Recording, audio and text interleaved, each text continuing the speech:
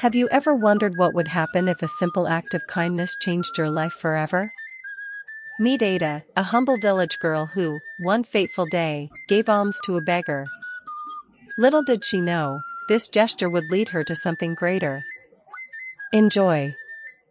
The sun hung lazily over the small village of Amizi, casting long golden streaks on the dusty footpaths that wound between thatched huts and cassava farms.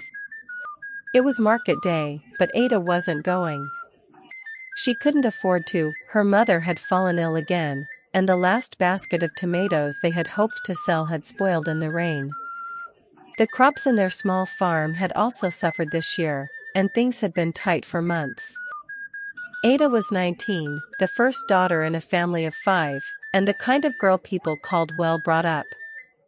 She spoke gently, laughed easily, and carried burdens that weren't hers with quiet strength. Every day, she woke before dawn to prepare food for her family and tend to the small patch of land behind their hut. The village knew her as the girl who never complained, even when life was hard. Today, her mother had asked her to fetch some food. It wasn't much. There was a small amount of money left from the last market sale, and Ada had managed to buy Gary, pepper, and a single roll of mwamwa from Mama Ifeoma's food stand. The Gary was for soaking later when the hunger was unbearable. The mwamwa? That was lunch, for herself and maybe to share with her little brother, Afani, who was always hungry but rarely had enough. With the nylon bag containing her precious lunch, Ada set off on the dirt road toward home. As she passed through the village square, the sounds of lively chatter and the bustling market began to fade behind her.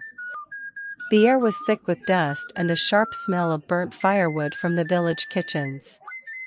The distant sound of children's laughter and the occasional bark of a dog added to the symphony of rural life. Ada walked with a purposeful stride, but her mind wandered, as it often did.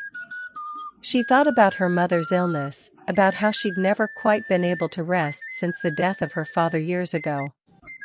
She thought about the dreams she once had, dreams of going to school, of studying in the city, of leaving Yumyuz behind. But those dreams felt like distant stars, so far out of reach, flickering faintly in the night sky.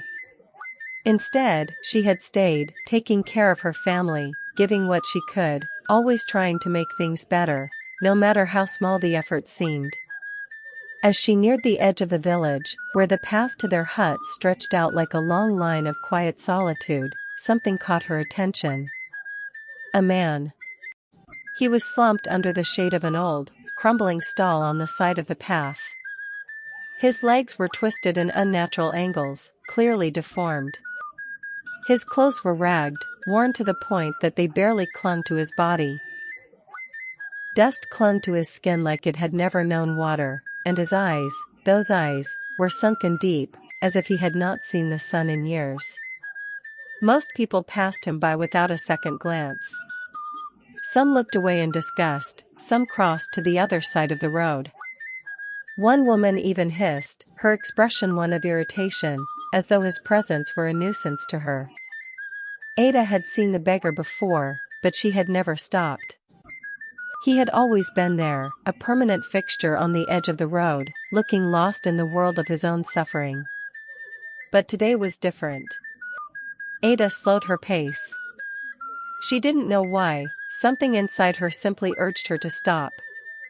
She looked at the food in her nylon bag, then back at the man, who hadn't moved an inch. There was something about his stillness that stirred something deep inside her. "Good afternoon, sir," she said softly, approaching him with caution.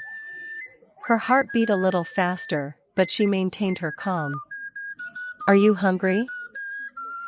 The man looked up at her, his eyes almost blank. He didn't speak at first, but there was a quiet acknowledgement in his gaze. The silence between them stretched, heavy with unsaid things, before he nodded slowly. It was the smallest of movements, but it spoke volumes. Ada looked down at the food in her hands. She had been looking forward to that mwamwa, but she couldn't ignore the hunger in his eyes, the same hunger she had often felt, the same need for something more than just food. She took a deep breath, then bent down slowly. "Here," she said gently, handing him the warm, wrapped moi. "You can have this. It's fresh and still warm." The man took it with trembling hands, his fingers as frail as the leaves in the wind. He didn't look at her as he accepted it. His gaze stayed fixed on the ground, his face a mask of exhaustion and sorrow. "Thank you," he whispered in a voice that sounded like it had been silenced by years of solitude. The words were so quiet, Ada almost didn't hear them. For a moment, there was silence. Ada stood there, unsure of what to do next. She wanted to say something, to ask him how he had ended up in this condition, but the words wouldn't come. Instead, she simply nodded and turned to leave, her feet feeling heavier with each step. Her stomach rumbled, but it wasn't from hunger. It was from something deeper, a sense of fulfillment that warmed her heart in a way food never could. As she walked away, she didn't look back. She didn't need to. She had done what she could, and that was enough. But behind her, the beggar, no, the man, watched her leave.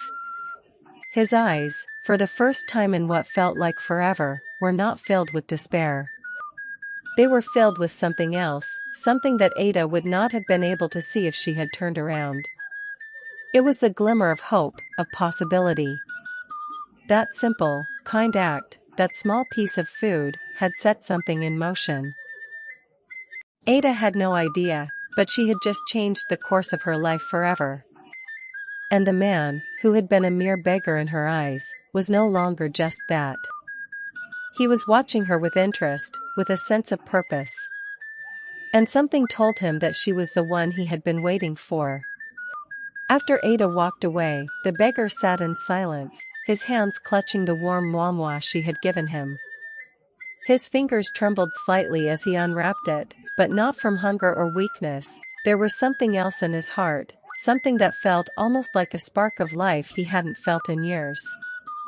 His name was Chief Obins Okafor, but to the villagers, he was just another beggar. For over a decade, he had played the part of a man down on his luck, abandoned by the world, crippled by fate and illness. To the unknowing eyes, he was nothing more than an old man with no family, no wealth, and no future. But what they didn't know was that Chief Obins wasn't just any beggar. He was a man of immense wealth, a billionaire whose fortune stretched across industries, real estate, agriculture, and technology. But his life was a mystery, and to most people, he was invisible. The disguise was intentional. Obins had lived a life of luxury for many years, a life filled with parties, business meetings, and high-profile events. But it had been empty, his heart, empty. After the loss of his beloved wife, Amara, in a tragic accident, the wealth he had spent years accumulating meant nothing. His life became a labyrinth of grief and bitterness, filled only with memories that cut like knives. He isolated himself from everyone, retreating to his sprawling estate, where the staff obeyed his every command but never got too close. His only companions were the books he read and the silence that echoed through his grand home. He had tried to find peace by traveling the world, but nothing helped. His wealth, his influence, none of it brought back what he had lost. There were times when he wondered if he would ever find purpose again. But he never imagined it would come from a single, kind-hearted girl. After years of seclusion, Obins devised a plan. He would hide his identity, remain anonymous in the village, and watch the world from the shadows. But deep down, he knew there was something, someone, he had been waiting for. He didn't know who they were, but he felt it in his soul. When Ada had walked up to him that day, everything changed. The moment she handed him the moi, something inside him stirred, something he had long thought was gone. He had seen many people in his life, many with kindness in their hearts, but none like Ada. Her act wasn't just one of charity, it was genuine, born from a place of empathy. She hadn't been afraid to approach a man who, to most, seemed like a nobody. She didn't look at him with pity, or worse, disdain. She looked at him as if he were human, like anyone else. As he chewed the warm food she had given him, he felt a strange sense of gratitude, a feeling that hadn't come to him in years. He knew, in that moment, that he had to know more about this girl. He had to find out who she was, what drove her, and why she had been so generous to a stranger like him. Alms had seen many people in his life, people of all kinds. But Ada? She was different. There was something pure in her soul, something untouched by the harshness of the world. He knew he had to act quickly. He could no longer remain in the shadows. The time had come to reveal himself, to make a move that would change both their lives forever. Back at his estate, Alms' mind raced. He had watched her long enough to know where she lived and who her family was. Her small, humble home was not far from the edge of the village. He had observed her from afar, her movements, her interactions, the way she carried herself. There was a quiet grace in everything she did, even in the simplest tasks.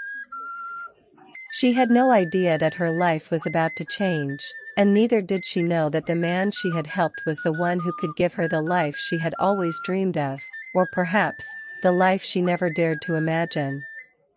But it wasn't just about wealth.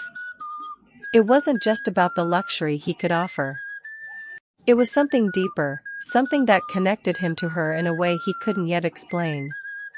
Alms sat at his desk in the grand, empty house, his fingers tapping the surface.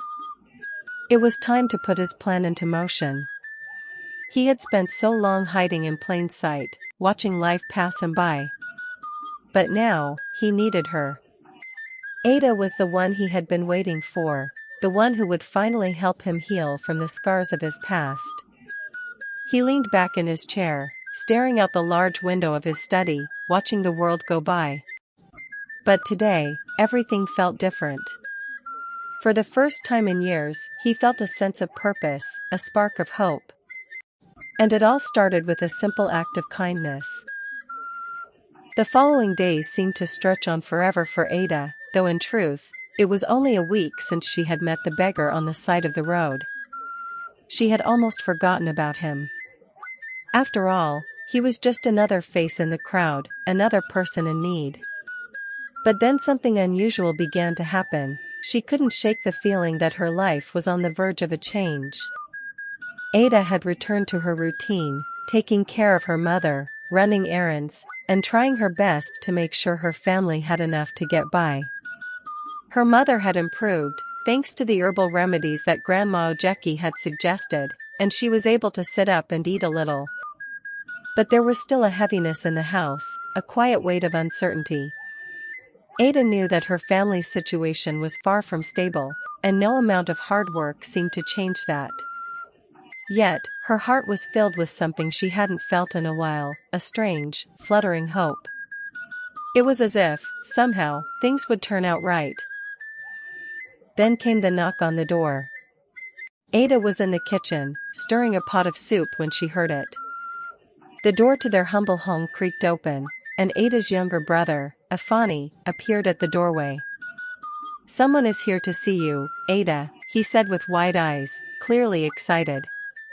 Ada wiped her hands on her apron, wondering who could be visiting. It was unusual for anyone to stop by unannounced.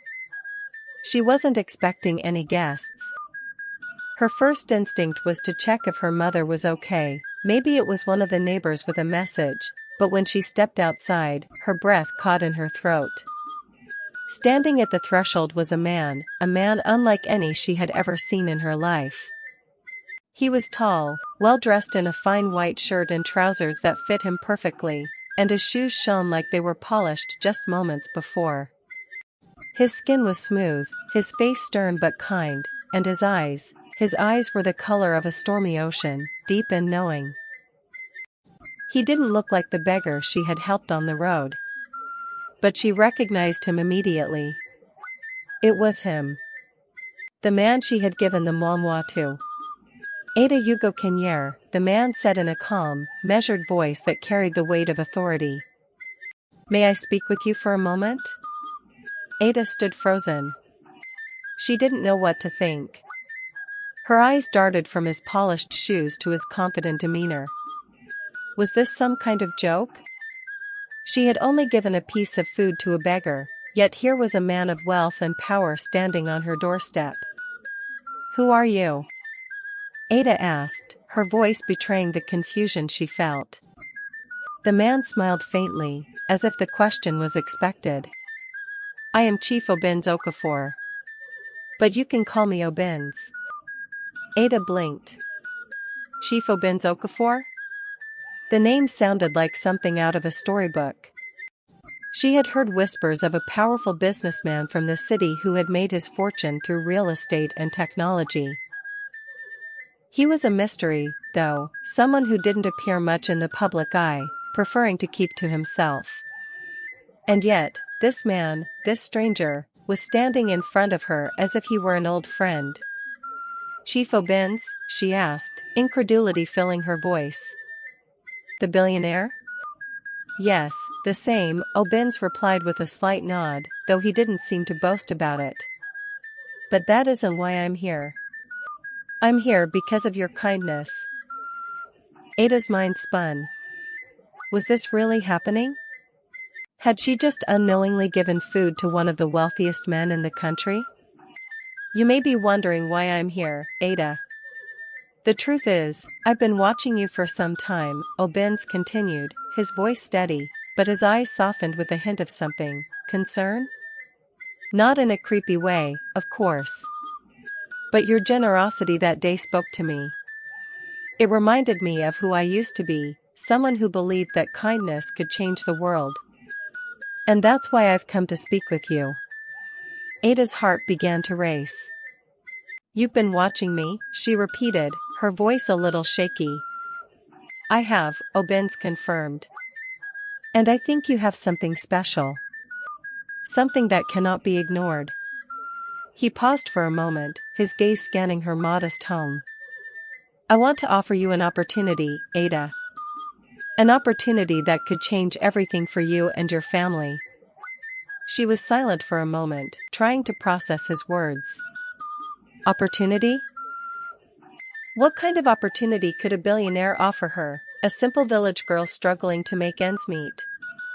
Was he about to offer her money? Or perhaps a business deal? But none of those thoughts made sense. She was just a girl who had given him food. Why would he come here now? Obins took a small step closer, his expression serious. "I have watched people like you, Ada. People with a heart. You remind me of someone I once knew, someone who had dreams bigger than her circumstances. And I believe you deserve more than what this village can offer."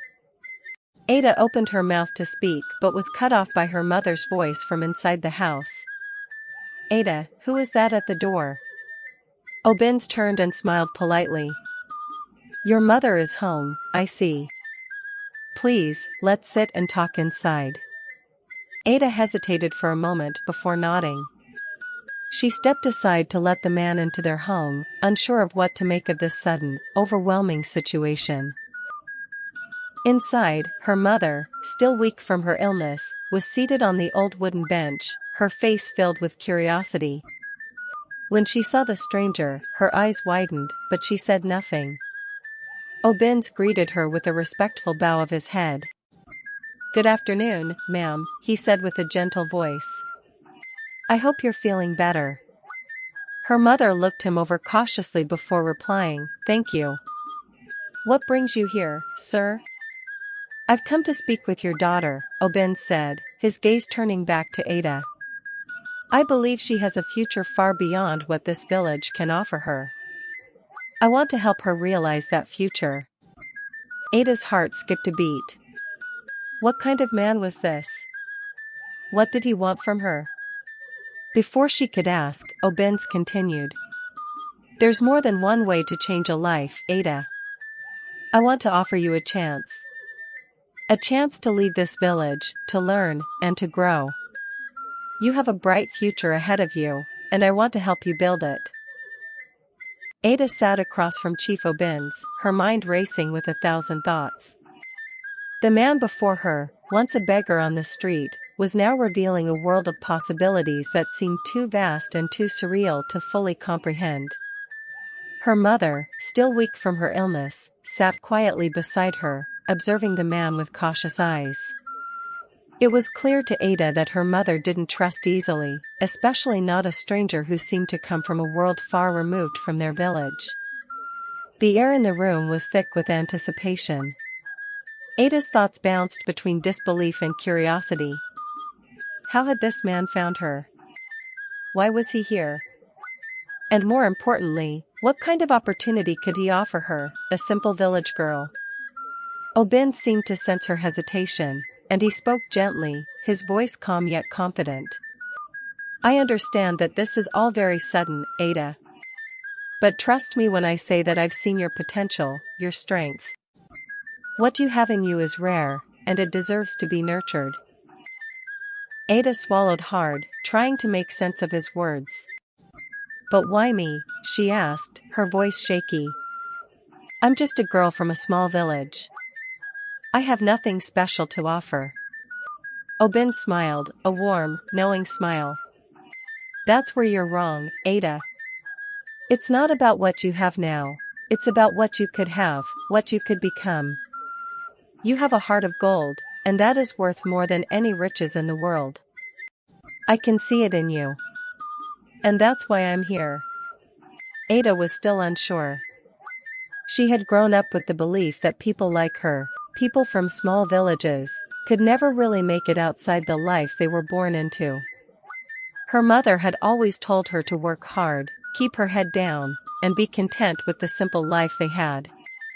But now, this stranger, this man who claimed to be a billionaire, was suggesting that she could have more. Much more. Was this really happening? You don't have to decide right away, Obins continued, sensing her uncertainty. But I want to give you a choice. A chance. I run several businesses, and I have contacts in industries that could change your life. I believe you have the intelligence and the drive to thrive in those industries, Ada. He paused for a moment, as if considering his next words carefully. I can offer you the opportunity to lead this village, to study, to work, and to grow. You can be trained in the fields of business, technology, or even the arts. You'll have access to the best resources, the best education, and a network of people who can help you reach your full potential. Ada's mind was a whirl of thoughts.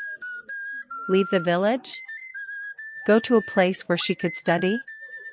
Work in fields she had only heard about in stories? It felt like a dream she wasn't sure she was ready to wake up from. She had always wanted more, always felt like there was something more for her, but the idea of leaving her family, her mother, everything she had ever known, was terrifying.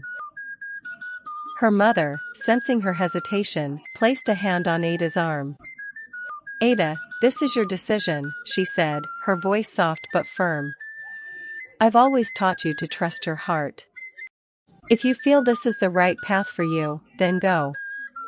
But if you feel unsure, don't rush. Take your time. Obins nodded in agreement. No one is asking you to rush, Ada. Take all the time you need. I just wanted to present the possibility, to show you that there is more than this life. You have a chance to do something extraordinary. Ada looked at her mother, who was silently waiting for her to speak. She could see the concern in her mother's eyes. But at the same time, she could see the hope. Her mother had always wanted the best for her, and this was, perhaps, the best thing that had ever been offered to her. Could she really let this opportunity slip away? What would it mean for my family? Ada asked, finally breaking the silence. What will happen to them if I leave? Obins leaned forward, his eyes sincere. Your family won't be left behind, Ada. If you choose to take this step, I will ensure they are well taken care of. Your mother's health will receive the best treatment, and your brother will have the resources he needs for his education. I don't just offer you this for your own benefit. I offer it for your family as well." Her mother gave a small, surprised nod, clearly moved by his words. Ada felt the weight of the decision in that moment. Could she really leave everything she knew for an unknown future? Could she trust this man? "I don't expect you to make a decision now, Ada," Obin said, sensing her inner turmoil. "Take your time. But remember, opportunities like this don't come often. And when they do, they can change everything. I want to help you change everything." Ada sat in silence, her mind running 1,000 miles a minute. She couldn't deny the allure of the offer. She had always wanted more for herself, for her family. And this? This could be the key to everything she had ever dreamed of. But there were so many unknowns. Before she could speak again, Obin stood up, smoothing his shirt. "I'll leave you to think on it, Ada. Remember, the offer is always there, and it will remain open for as long as you need." As he turned to leave, Ada felt a strange sense of loss. She didn't want him to go, not yet. But there was so much to consider. Was this truly the path she should take? Or was it all too good to be true? "Thank you," she finally whispered, the words heavy with meaning. "Thank you for giving me the chance." Obin smiled, his eyes glinting with something Ada couldn't quite understand. "The chance is yours, Ada. The rest is up to you." The days following Chief Obin's visit were a blur for Ada. She hardly slept, her mind consumed by the offer that had been placed before her. Each time she closed her eyes, she saw herself in a grand office, sitting at a polished desk, surrounded by people who respected her for her mind, not just her kindness.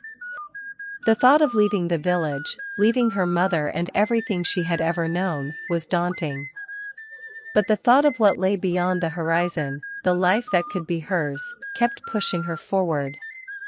Her mother, though always supportive, had remained quiet in the days after Obin's visit. It wasn't that she disapproved, rather, she was caught between hope and fear for her daughter's future. Ada's family had always been humble, and they had always done their best to make ends meet. But deep down, her mother knew that this could be the break Ada had been waiting for. "Is it really possible?" Ada asked her mother one evening as they sat outside their small hut, watching the sun dip below the horizon. "Can I really leave all this behind?" Her mother looked at her for a long moment, her eyes soft and filled with a mixture of pride and sadness. "Ada, I've always believed in you. You've always had a heart for something bigger. Your father and I, well, we did our best, but we didn't have the chances you have now. We wanted more for you, but sometimes life doesn't let you have that. But maybe, just maybe, this is your chance to have everything you deserve." Ada's heart swelled at her mother's words. She had always known her mother loved her deeply, but hearing this felt different. It was as if her mother, too, was letting go of the fear that had held her back for so many years. The fear of wanting too much. The fear of dreaming too big.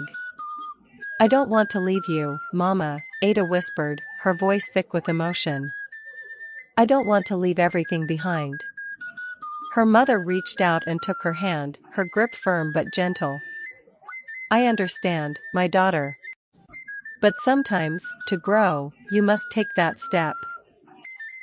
You can't stay in the same place forever. I can't be selfish and hold you back. If you think this is the right choice, then you must follow your heart." Ada nodded, tears pricking at her eyes.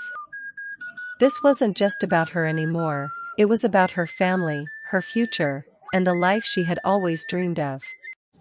The next morning, Ada went to the small shop where she worked, her mind still buzzing with thoughts of Chief Obin's offer. As she swept the floor and stacked goods, her mind wandered back to the conversation they had had in his luxurious office.